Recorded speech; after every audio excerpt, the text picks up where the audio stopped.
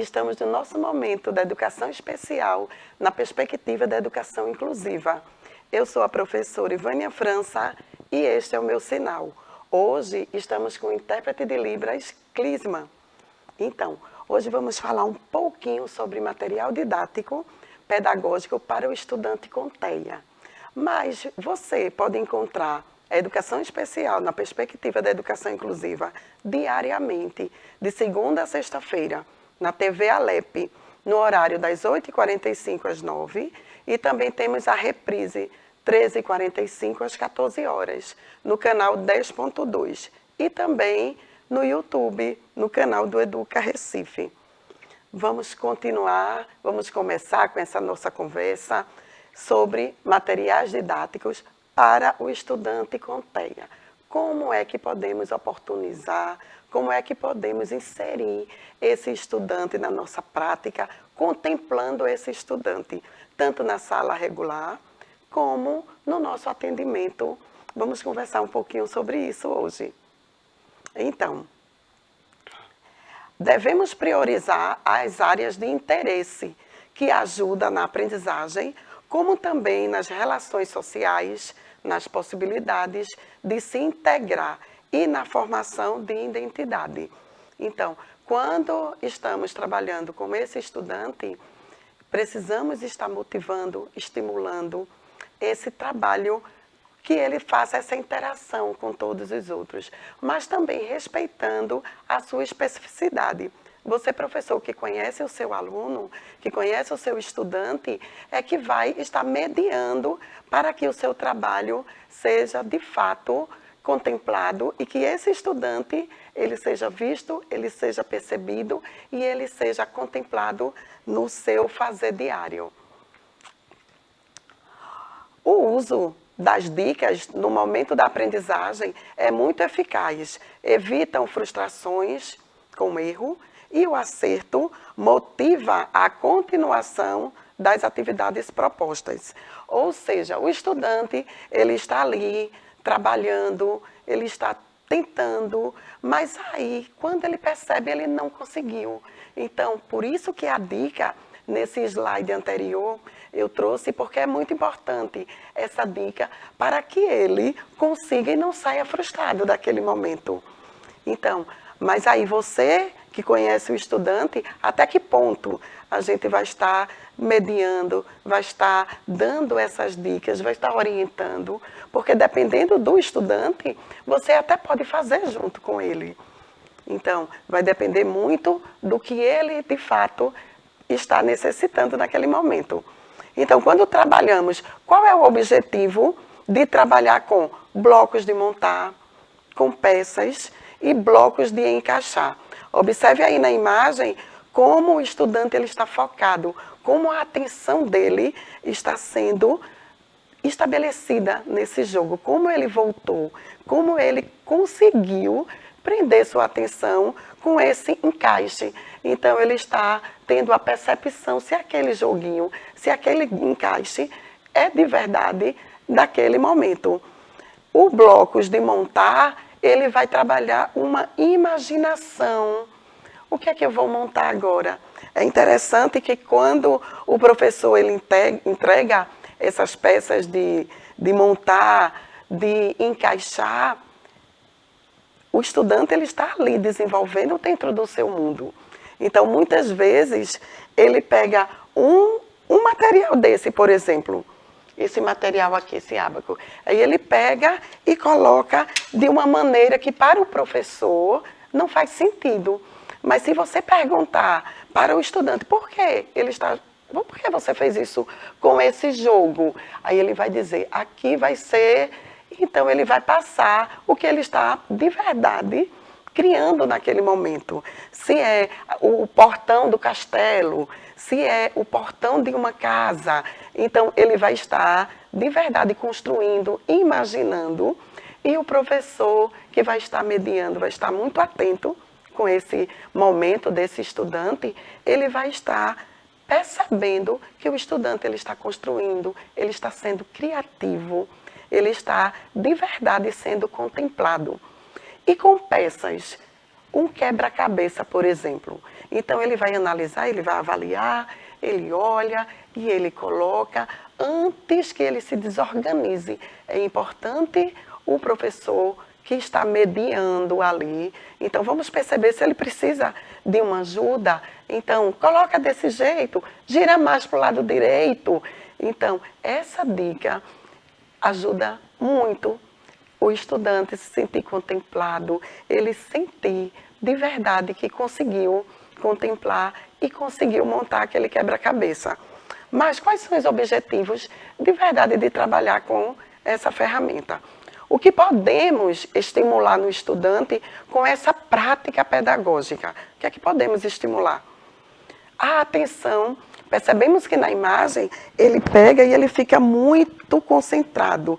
Ele fica muito centrado, ele olha e ele ajusta E além desse trabalho, pode ser feito com o estudante individual e também ele no contexto coletivo, ou em dupla, ou pequenos grupos. Então você está trabalhando, além da atenção, a interação desse estudante. Também conseguimos a concentração. Então ele precisa se concentrar, ele precisa estar focado naquela atividade que você está proporcionando. E a coordenação motora. De fato, ele está, de verdade, trabalhando a sua coordenação motora. Então, enquanto ele não tiver aquele encaixe, ele está ali desenvolvendo e exercitando essa coordenação motora, que é tão importante para todos os estudantes. Também a paciência e a perseverança. O professor que ele está ali mediando, está observando, você está percebendo se esse estudante ele está sendo paciente, se ele vai conseguir concluir aquela atividade ou que ele vai se desorganizar. Então, antes que isso aconteça, você que está ali mediando, você está percebendo, então começa a dar aquele apoio que ele necessita. Então, começa aí a ter essa parceria com esse estudante. Os colegas também podem se fazer um trabalho em dupla, que ele vai estar, não, agora sou eu aqui desse lado. Então, o estudante ele vai conseguir ter uma sensação muito prazerosa e vai se desenvolver de maneira muito significativa. A criatividade, como eu já citei, e a imaginação. Então, essa criatividade é muito notória, mesmo que o professor não alcance o que é que ele está fazendo com aquilo. Muitas vezes, quando esse trabalho é feito na sala de aula, sempre tem um coleguinha que vem. Professora, João está quebrando o joguinho. E quando você pergunta, que você dá oportunidade de voz, se esse estudante ele é oralizado, ele vai explicar, não estou quebrando não, estou construindo aqui a casa da vovó, a casa da mamãe, eu estou criando uma ponte. Então a imaginação, a criatividade está em cada estudante. E é interessante e importante que o professor perceba, e se o estudante ele não for oralizado, você vai perceber com essa mediação a expressão, porque ele fala muito pela expressão. Não só esse estudante, mas como todos os outros. Às vezes a timidez não deixa que ele se explique. Aí quando chega em casa, aí fala para os pais, para os responsáveis, e diz que naquele momento ele não estava quebrando, que ele estava construindo uma ponte, que ele estava construindo a grade para que os animais não fugissem. Então, aquela imaginação dele, e quando chega no outro momento, no outro dia, a família chega. E é por isso que é tão importante a parceria com a família, porque a família traz esse sentimento que gerou no estudante enquanto ele estava construindo, trabalhando com a sua atividade. Então, mas vamos parar um pouquinho para a gente falar sobre essa cor em libras. Será que você sabe essa cor em libras? Como é o vermelho em libras? Como é o sinal? Então, o dedo indicador apontado para cima e você faz isso, ó, vermelho. É importante, mesmo que você não tenha na sua sala de aula um estudante surdo, mas aí estamos vivendo em um movimento de ir e vir e estamos nos deparando sempre com alguém surdo. Então, é legal que a gente comece a aprender alguma coisa sobre Libras. E eu vou começar pelas cores. Então, o vermelho, como é? Vamos repetir? Ok? Mas vamos continuar com a nossa temática. Então, e os balões? E as bolhas de sabão? Então, o que é que vai contemplar no estudante TEA? Vamos lá. Brincar de fazer bolhas de sabão estimula a coordenação motora e visual, trabalha com os movimentos corporais, ajuda na percepção e atenção nos movimentos dos músculos faciais e labiais, além de proporcionar sensação de bem-estar e prazer. Então, nesse movimento de brincar com bolinhas de sabão, é muito interessante porque aquele estudante que ele está totalmente movimentando de um lado para o outro, então a professora começa a fazer essa brincadeira de bolinha de sabão. Então, primeiro vai despertar a atenção e depois ele vai começar com esse movimento corporal, tocando, e também com todos os outros estudantes. Daqui a pouco está uma verdadeira festa e todo mundo tocando nessas bolhas de sabão. E eles também têm um momento de também soprar e fazer parte do contexto.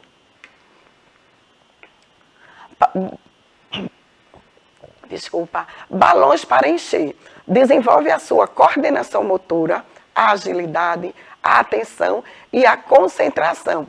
Mesmo que o estudante, ele chegue para você e fale, eu não consigo encher, mas ele vai segurar, ele quer tentar amarrar, ele quer juntar, quando você vai enchendo e soltando no chão. Então, ele vai participar de verdade, de algum momento, porque você que conhece o seu estudante, precisa entender o que é de verdade as suas possibilidades. Então, nada de ter esse enfrentamento para deixar ele de maneira desconfortável. Não, é uma atividade, são sugestões que você vai aplicar ou não com o seu estudante. Tem coisa que dá para você ainda ampliar com aquele estudante que você está aí participando na sala de aula. Outra atividade também muito importante é o uso do boliche, o jogo do boliche. Promove o desenvolvimento do esquema corporal, estimula a percepção visual, a contagem e a linguagem. Os estudantes são convidados a contar quantos pinos derrubaram e depois verbalizam o resultado. Consegue desempenhar habilidades importantes como a comunicação, a interação, a psicomotricidade, o movimento do corpo, a lateralidade, entre tantos outros aspectos que você pode contemplar com essa atividade. Aqui temos o boliche confeccionado, industrializado, mas aí você pode confeccionar com as garrafas PET e você cobrir com o papel, com o material que chega na escola e promover esse trabalho que pode também ser de maneira individualizada. Ele vai jogar e você vai, dependendo da sua intencionalidade, eu quero trabalhar com os numerais. Então, quantos pinos você conseguiu derrubar? Quantas garrafas? Então, vamos contar. Todo mundo, vamos ajudando aqui. Quantos Mateus, João, Luiz? Quantos? Então, vamos lá, todo mundo ajudando e acompanhando, e depois mostra esse número. E esse estudante, ele está inserido, sendo contemplado, tanto quanto todos os outros. É importante sempre lembrar que cada estudante com autismo é único. Não só o estudante com autismo, cada estudante com deficiência, o estudante sem deficiência. Precisamos ter essa sensibilidade de entender que cada um é único, que cada um vai desenvolver a sua maneira, ao seu tempo. Tem uns que gritam numa atividade como essa, o outro já entende que aquele grito está atrapalhando a concentração. É importante lembrar que cada estudante com autismo é único. Então, vamos estimular esse estudante proporcionando a interação, a percepção, a oportunidade de cada estudante com autismo. Tchau, tchau.